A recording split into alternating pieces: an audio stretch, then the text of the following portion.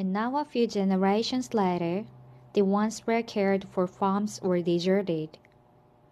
The farmers had either gone west or moved into the cities.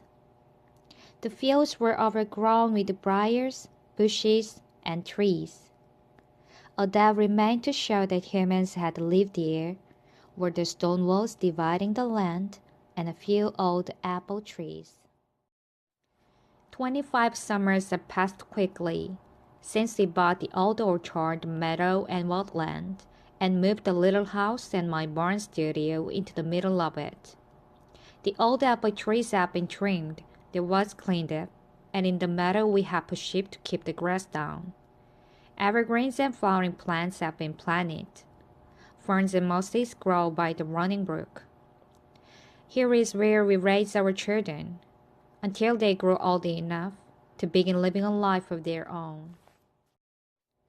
The season has changed from summer to fall. The days are shorter and the nights are longer. The air is cooler and the first frost nips the plants, turning the green leaves to bright red, orange, and yellow, before they are caught by the wind and flutter to the ground. Only the hardy evergreens are not affected by the cold. The sap in the trees and shrubs sinks slow in the roots, and the seeds for next year's plants have been shed. Many birds fly south to escape the winter.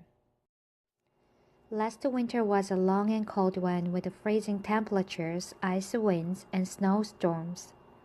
When the sun did shine, it gave out very little warmth.